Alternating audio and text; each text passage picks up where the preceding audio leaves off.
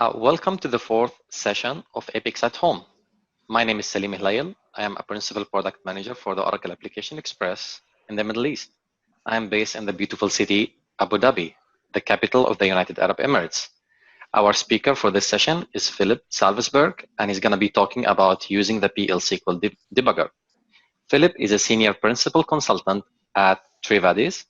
He's a developer, and he's interested in everything to use the database as efficiently as possible. Before Philipp starts, I would like to remind you to provide your feedback 10 minutes before the session ends, and you have 10 minutes after the session. Philipp, you may start. Okay, hello everybody. So my name is Philipp, and as almost everything has been said about me, just want to add that I'm really a developer. I do a lot of development with PL SQL and SQL, but also with Java. And for me, it's really important that we run the stuff on the right place. So when it's efficient to run the code in the database, I try everything to run it there. Maybe you know me from my free SQL Developer extensions and you use one of them. I'd be happy if I hear from you when you do so. So let's get started. So the agenda for today is the following. I'd like to do some introduction into the topic, and afterwards I prepared 2 demos for the SQL Debugger. One demo is running the debugger from SQL Developer directly. I run the code there and I debug it there. I call this kind of classical debugging of PL SQL. And the next step is another demo I prepared is debugging in Apex application. There we are using remote debugging feature, and actually both debugging methods are remote debugging, but in this case we are running an application from a web interface and call the debugger from there. So that's a bit more challenging and more interesting. So the motivation for this speak, why I'm doing this talk, and it's not that new. Because I was last year at the Apex World in Rotterdam, and I heard this talk from Peter Agonic. It's a quite good talk, and you should listen to it, and you really have the chance to, because at 3 p.m. UTC, he will present this talk again.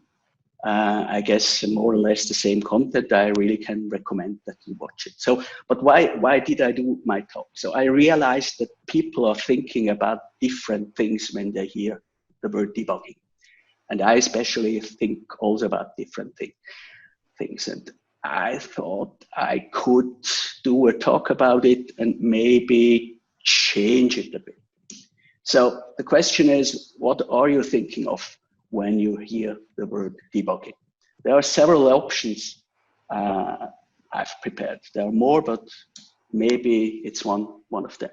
So are you thinking about explaining code line by line to yourself to understand why things does not work? So this is rubber duck debugging. You use a rubber duck like that because it doesn't look that silly when you talk to a rubber duck than when you start to talk to yourself. So the thing is, you can use also a colleague and explain the code line by line, because it happens more often than not that while you explain the problem, the colleague still has questions to ask. You find the problem, the solution to the problem yourself. So that's one method. So maybe you think about that one when you hear debugging. But maybe you think about also change the log level, because you have really good instrumentation in your application. You just have to change it, the log level, and get more information like we've seen before. Change it to log level 9 and you get a lot of information about the sequels which have been executed, how long they took, and so you get an idea where the problem is. So maybe when you hear the word debugging, you think about changing the log level. But maybe you're another type of person, and when you think of debugging, you say, oh, okay, I should have done some implementation, but I have some, but it's not complete enough. So let's start and add some ad hoc instrumentation into the code to find out what the problem is.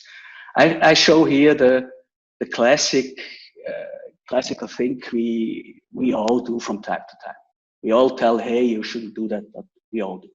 We all do it. We have to admit it, and we don't like it because we have some issue with it. We have to remove the code afterwards. We cannot really process something like a club here, DBMS output, while I write it here in SQL double quote. I say, oh, damn, this is a club. This does not work when the content is too long, and so on. But that happens. If you use another logging framework, it might be easier. But that's maybe what you think of when you hear the word debugging.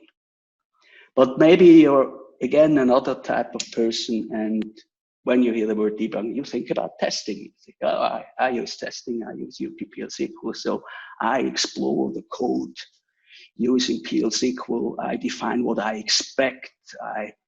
I get my actual, and then I go into the code and find out what it does. That's what I see as debugging. So debugging is also testing for me. So everything I said here is not really wrong. It's just what you think first when you hear the debugging. But maybe you're, again, another type of person, and when you hear the word debugging, you think about setting a breakpoint in the debugger. And I have to admit, I'm that type of person, and that's really basically also the reason why I have this talk, because I'd like to have more people think about debugging the PL SQL debugger when they hear the word debugging.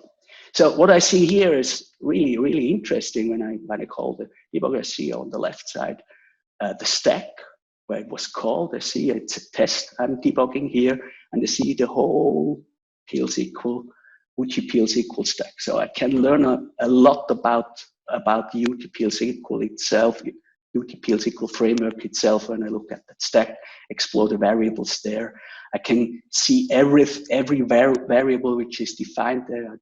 I don't have to think about everything when I log it. So I just have the context of an execution of a program at a certain point in time. So that's also debugging. And as I said, I'd like to think more of you to use the debugger and think about using it, because what I face in real life is that it's not that easy anymore to use it. And a lot of developer complaints that, yeah, I know it, but I can't use it in my environment. So I want to explain in this talk what you can do and how you can make it run in your environment, and why you should start using the PL SQL debugger. So that was the motivation. So a lot of talk, already spent 8 minutes and nothing really interesting. So the next topic is the fundamentals, because before I start demo it, I have to explain how DBMS Debug works. It's a rough overview, so not really in detail, but still you have to understand the fundamentals. So the first option we actually had it since version 8, I think, the package DBMS Debug.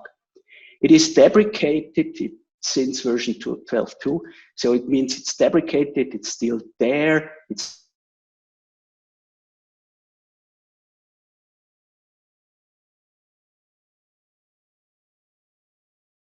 not decommissioned, and I don't think it will be inside the developer. That's me or you.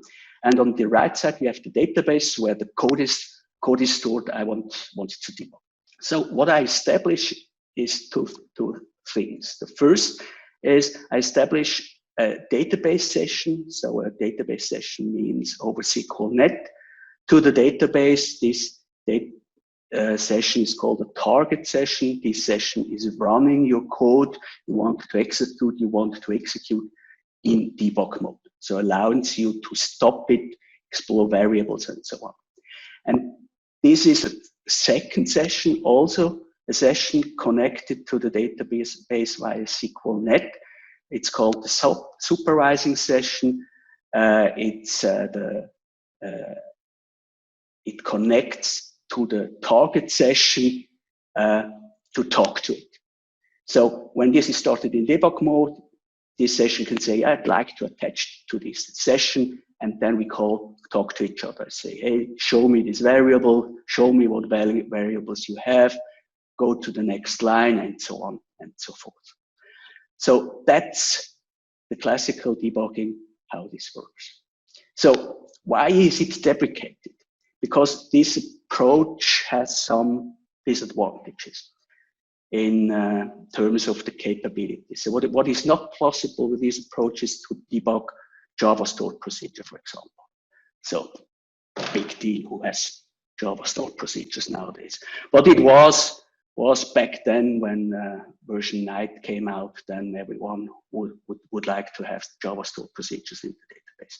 And the other thing is what's not possible, you cannot debug PL/SQL and Java stored procedures at the same time within the same session. This is possible with another method. And last but not least, what does not work, you cannot debug code which is executed, for example, via an Apex application. That's remote debugging, and that's nowadays still relevant and stays relevant, and that's really a hard limitation for DBMS debug. So let's look at the other option, that's DBMS debug, JDWP. That stands for Java Debug Wire Protocol. It's really based on Java. It's a Java protocol, and it's available since a long time. So this works completely different. Not completely, but really different. So the first step is identical. I have here the client side. I may connect from SQL Developer, but I may also connect from a browser which is running an application on an application server, which is calling Quartz, and Quartz is connecting to the database and executing some code, and then I want to debug that. So this is the first session, somehow established via SQLnet, but not necessarily directly. And then, and that's the big change, and then we have the database which is calling the client. So SQL Developer, for example, in that case. And for that, this is not going via SQLnet. This is a TCP/IP low level. I don't know even what the protocol is behind, but it opens a TCP/IP-based connection here, and here the SQL developer has to listen on a certain point, and then they can exchange commandos like, say, I'd like to be interested in variables of that line. Let's go to the next line, and so on and so forth. So that's fundamentally different, and this introduces some issues because we heard Andrea before how she talked about that it's difficult to get certain permissions, and when you here have a shared database in large companies, and you're going to them and say, hey, I'd like to have open ports here to my personal desktop computer to enable debugging, you probably get some strange looks. So this is really difficult to get, but even on shared databases for development purposes, there should be a way, I really think. And if you are a developer which has the possibility to run a database locally, it's no problem at all, because it can give you all the privileges you need. So the next slide is basically a comparison to show what are the pros and cons of these two approaches. And what is interesting, I'd like to show here, is that SQL Developer supports both methods. It's a myth that it does not support that anymore. It's really hidden. They don't advertise it, but I show you afterwards how it works, that you can enable it and that you even can run the debugger old style in a shared development environment. Okay, so we see here the disadvantage. What's also interesting is to mention is that remote debugging is only possible through SQL Developer. It's also possible through JDeveloper, but it's not possible through Toad or PL SQL Developer from all-round automations. Does not work. So you really have, for the fancy stuff, you have to use SQL Developer. Good. What are the prerequisites when I want to run it? So what do I really need exactly? And this sounds a bit boring, but really it's important, because when you do not follow these rules, you don't get any debugging experience at all. So they're really important stuff here. So the first thing you have to do is to compile for debug. Makes somehow sense. The code must have some additional information so that the debug can get them. So to do that, you set it on session level. It's also possible to set it on database level with Alter System, but I don't think it's really necessary. Important to mention is also there is an old setting that is called PL SQL Debug, and it's not a hassle that it is deprecated. It's really from the old times where PL SQL Debug was a Boolean value. It was true or false. And true or false is nowadays not enough, because we have 4 levels, and that's the reason why this parameter is deprecated. So if you want to use the full range of optimization level, I have to use this parameter. So 0 is basically compatibility mode of version 9 and older. 1 allows you to debug. Number 2 does some additional optimizations like inlining code. And you can see that inlining code can be a problem when you want to debug and the line is not there anymore. So it's important for that also that you put it on level 1. There's also a level 3, which does some more aggressive optimizations. You don't get really a lot of documentation what this means, but in the end, the expectation is that to make your code run faster. So here's an example how you could recompile your code if you want to recompile your whole schema. It helps you to get information about the whole stack, but it's not really necessary that you compile everything. The more you compile in debug mode, the better the debugging experience is. So that's step 1. That's clear. That's not too complicated. I can set this option also in SQL Developer. In SQL Developer, there's preferences with the optimization level, and you set it to the one you like. But when you do that there, you have to keep in mind that it's applied on every new session you open for all connections. So if you easily open a production database and change there some code because you need it, and you know you shouldn't, but you do it still, then it will be compiled with optimization level 1, and that may have an impact on your performance or may not. So be aware when you set it here. I do it here, but I do not deploy stuff from production with SQL Developer, so it's not a problem for me. So the next important thing is that you have to allow a session to connect to a debugger. And this you can do on several ways. You can grant it to you for your own sessions. So this does not work out of the box. You have to grant it to yourself. That one option, which is probably good enough when you just work with one user without the connection user, something like that, without the connection pool and so on, then this is enough.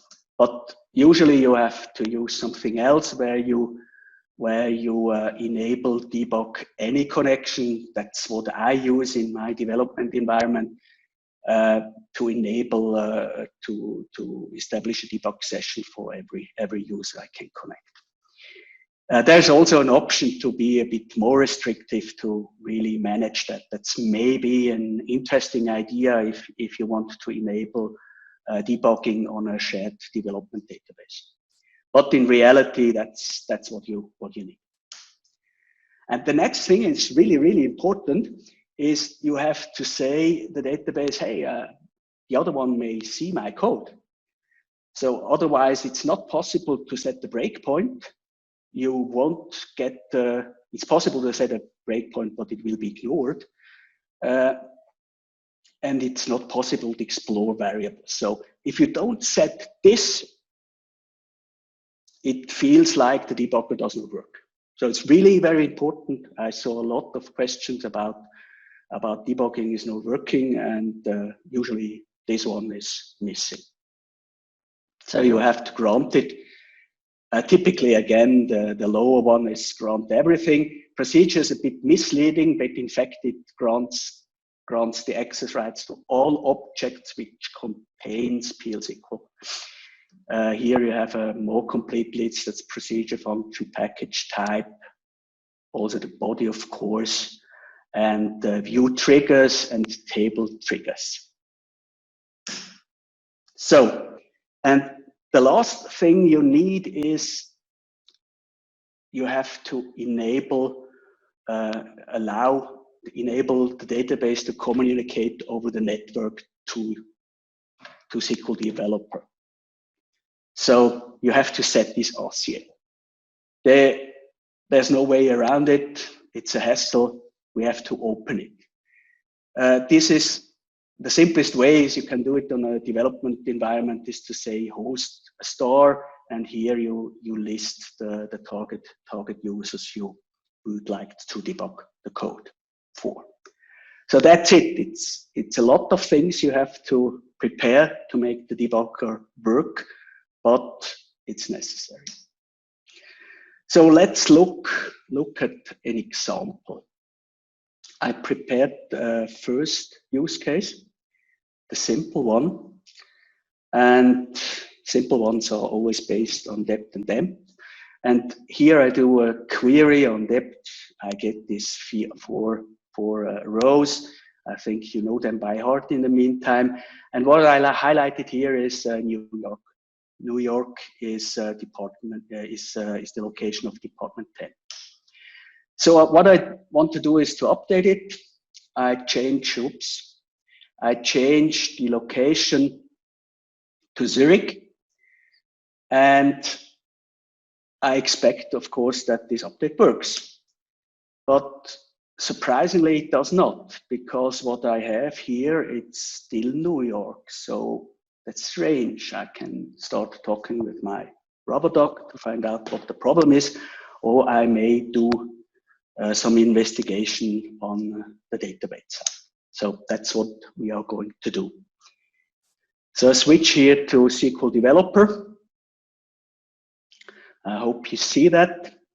And what I prepared here is I just do the query as before from the depth table, and I get these 4 rows.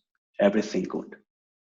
So the next thing is I try this update. Maybe it works here. It does not work on PowerPoint, but maybe it works here. No, it's really bad. I change it to Zurich, but it stays New York. So not good. But in reality, what I do when one case does not work, I try another one. Maybe it's working with department 20. So let's try that. Clear that and try it with department 20. Ah, look here. I change it to Dallas in lowercase, so it seems to work. I roll back everything. So it works for department 20, but it does not work for department 10. So I have some basic instrumentation in that table API I'm using. So I'm going to enable that and say I'd like to have trace enabled here and change it again and see what I get. So the same as before, nothing changed for department 10, but I get some additional debugging output. So what is interesting is 2 things. First,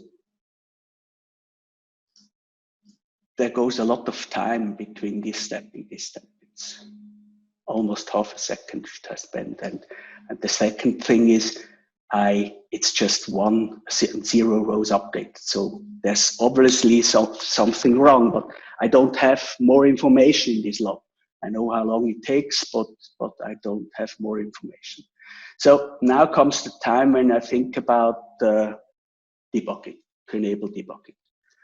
So I added here the statement I need for this session. So when I assume I don't have anything defined for doing debugging here with a newest package of Oracle, I do need two things. I have to grant connect section to my user, and I have to enable the communication over the network. I do that. That's also a neat trick I learned recently, that it is possible to use a connect within a worksheet in SQL Developer. That's neat.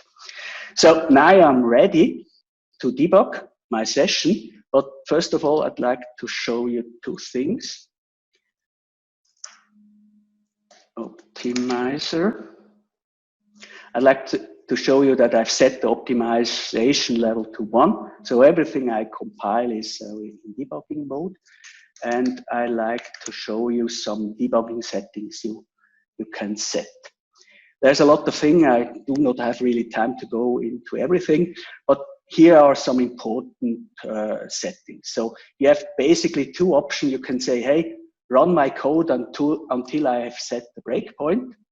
But if you don't have set the breakpoint, it behaves like no debugging is enabled at all.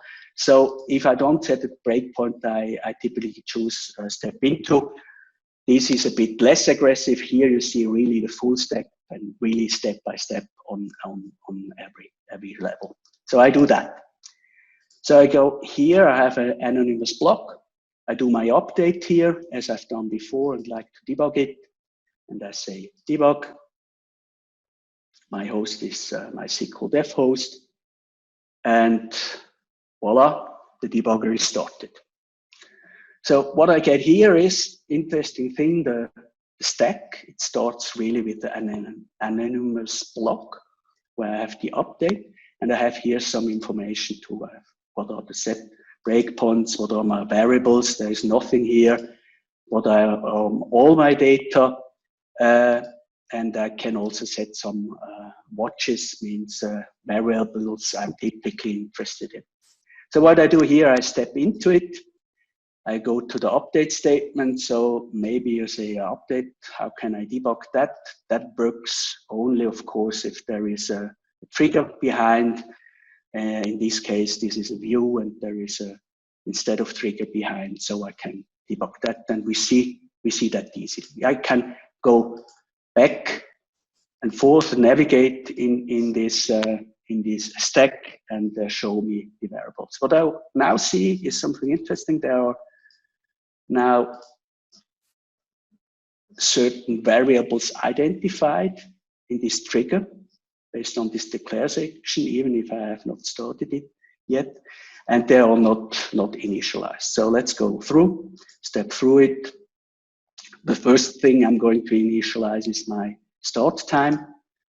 And while I'm doing this, I think, oh my God, that it's probably not such a good idea to store the sys timestamp in a local variable, because when I'm doing debugging or the processing is going a long time, this is not really the right time I'm storing here. So I learned something while I jump through this code. I continue to jump through this code here. That's initialization of an object type. Then the constructor is called. I see it here in the stack. Jump through, it is initialized. I'm back here on my trigger. And now I'm not so interested in jumping through. I just go next step, and I see how these variables below will be initialized. I populate the new row. We have the accounting and the location. I see, okay, the population here, so far so good. So the problem must occur somewhere later. I could continue to debug. I see here, okay, it's updating, that's really true. And I have information here also. I can hover over this information and get this information about the location here as well. It's helpful when you have a lot of variables down there to have this as an alternative. So we see here that's Zurich. So let's step into it. What does this API do? And that's interesting again. So I'm stepping through the package specification here. That's with some definitions, and that's also interesting because I have a constant here which has a value of null, and a constant value that cannot be changed, but it has to be set somehow. And I see that it will be set here step by step, like a variable. Afterward, it's immutable, but there is a short time where it is mutable. Okay, I continue to debug, and the next thing I'm jumping into the package body. Again, some initialization here, and maybe also in the body below, but there is no initialization. That was my first call of this package body in this session. Therefore, some initialization happens here also. So now finally I go to this step where something seems to happen. I do some print line here. I jump over it. I get the new row. This is more be an interesting one. I see still Zurich. It's still good. And I jump over here and I see that will be the IO record. So input, output. And here, this is this record which still has Zurich. So what happens when I jump over? Is set to New York. So here something happens which is wrong. Unfortunately, I cannot go back, but in this case, I say, I identified something like that. I continue to run it, close this session, and close that as well, and start debugging it again.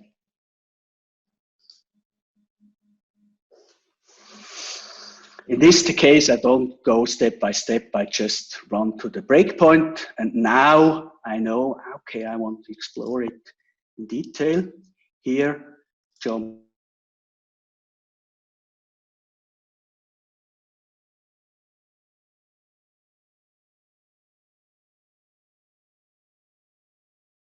through, and now late of sleep, that's why we lose some time, and then I set hard-coding the value to New York. That's why it's not working. So, but just for curiosity, I set here an additional breakpoint because I want to show you something else. So I jump to this breakpoint, and I see some interesting data here. That's the iterator I. So if I large loop, I'm not interested to step through until I get to the value of 1011. I want to have a bit more control. So what I can do here is I say, okay, stop here when the value is 10 because we are changing the value 10. So, and then I can just continue. And the next time it stops after 10 iterations, and I can go further, and I see, okay, New York is changing the value, and that's it. So this is basically debugging in PL SQL Developer. Okay, good. So I mentioned that it is possible to enable DBMS debug in SQL Developer. I don't show it live because I need the remote debugging capabilities for my second demo, but I show you how you can change it. It's 2 slides and you can easily apply it after this session in your environment. The first thing you have to do is really easy. You just have to close SQL Developer. Why you have to do that? It's because SQL Developer stores some configuration files in memory, and you have to ensure it that it writes it down. Otherwise, you maybe change some configuration files, and then you close SQL Developer and your changes are lost. So this is an easy step. The next step is a bit harder. You have to find the right directory of your system directory where SQL Developer stores a property file named ID properties. The good thing is about SQL Developer is that you can query these values in the about dialog. So you can enter here in the about dialog IDE system, and on macOS I get the path something like that. There's a version number, so it's in my personal directory. And when I do it on Windows, it looks a bit different. It's in the roaming directory, there in another directory. And there in this directory, I find an ID properties file. I open it in an editor, and I just add this line. This disables the Java debug wire protocol, and therefore enables the deprecated old functionality, and it's not necessary anymore to open any ports from the database for a debugging session. Okay, so next topic is debugging in an Apex application.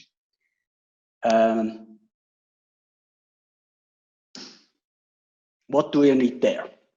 So here I need some additional privileges, as I said before, otherwise it won't be possible to do debugging. For one privilege, you get an error message. That's always helpful because an error message means, oh, there's something went wrong. So you have to set the debug connect privilege for the Apex public user. The next one is a bit harder to figure out because you don't get any error messages. It just happened what I said before. You are not allowed to set breakpoints. You're not allowed to view variables. So all your breakpoints are which you have set are ignored by the session, and it looks like the debugging is not working at all. So these two things are very much important. And then the next thing I thought you could do is, Andrea also showed it, how you enable debugging while you do things. Normally you have here yes and no shown here when you toggle on this option, and you can change it to level 1 and level 9 and other levels between, not all, but most of them. And an undocumented option is to define here remote. And this theoretically should open you a connection to your local machine on port 4000. But this is not working for two reasons. One reason I show you on the next slide, because Oracle has no chance to find it out from the database what's your IP address. And the next problem is one about the parsing schema. If somebody has managed to make this work in an environment, I'm very interested to hear that. So the next slide shows you the scenario, how the debugging session works. I have here a Chrome browser where I run my application, and this Chrome browser establishes a session through Docker. That Docker runs on a Mac not natively. It runs really in a hidden, let's say, in a hidden VM. So it runs through Docker Desktop, then within my container through ords in my database. And here there would be the code which asks, hey, what is my remote address? And said, oh, okay, I'm this one, so that must be my caller here. And he thinks this address is actually that one where the browser is open. So therefore, it does not work in a setup like this, where you have a stacked virtual environment. So that's one reason it does not work. But when you provide the information, hey, which host do I need to connect? Which ports do I need to connect? And basically, if I want to debug or not, if you have these three information, then you may establish a connection at will and without changing the code. What SQL Debugger does additionally, and that's really, really sad, it establishes a helper session with an additional SQLnet connection to the database. Feature-wise, it's possible to do everything over this section. session, over this TCP IP session. You can ask, hey, query the data of this table, and you will get the data which has been changed but not yet committed. This is not possible here. So it's really sad that they've chosen the easy way and implemented the helper session. PL SQL Developer does that better. So what I need as next is I have to make SQL Developer ready and listen to remote debugging calls. So there's an option on the connection node, somewhere they have to put it, it doesn't really matter where, and say remote debug. And this will open you a pop-up dialog where you can say, I want to listen on ports that way, and my local address is SQL Dev. And then it waits and listens to the calls. And to establish a connection from Apex, I have, in fact, to call this function here. It's SQL Dev 4000, and then it will connect to SQL Developer. Nice. Let's look at it in real life. So hopefully I get my cursor. Here it is. Let's check the session still here. That's the wrong one. I want to show it here and show my code. That's an additional processing I placed here, where I just say enable this connect to this port. And what I also checking is if they get an error and I'm not listening, I'm just ignoring it. So what I can do now is just change it to something else. Say apply changes. What happens? It will be ignored. So that's not what I want. I want really to do some changes. And for that, I have to go back to SQL Developer, enable debugging.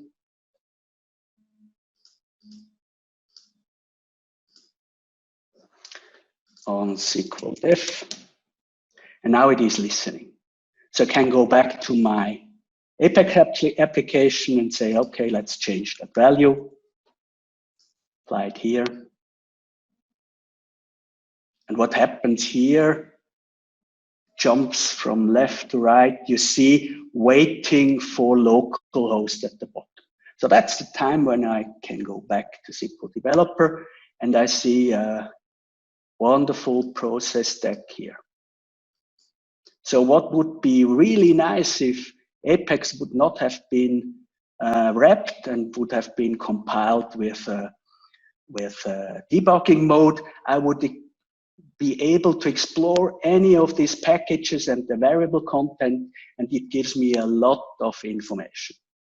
So basically I can do the same. I still have my breakpoint here. I can jump to the code which does the problem and do the debugging. So from now on, it's basically the same thing. That was my demo. I'm running out of time and I'm coming to the core messages. So maybe you get the impression that PL SQL Debugger needs to be used for everything. That's certainly not true. That's not the message of this talk. You really should instrument your code, and you should use a major framework like Apex Debug or even better Logger, which can also enable Apex Debug in the background and also choose wisely set default logging levels so that you may change them for a learning application and get more information for a particular problem. Because when you instrument code, you can narrow down where you need to set the breakpoint. Because when you have a real life application, there's a lot of code, and jumping to every line is really cumbersome work. It's not very fun, even if you learn a thing. So instrumentation is very, very helpful also when you want to use the PL SQL Debugger. And the next thing, I just have a guest here, which is which said something very interesting about debugging. It's Elliot Alderson, played by Rami Malek. I think you all know the show Mr. Robot. That's from episode 3 of the first season, when he's waking up in the hospital, and let's hear what he says.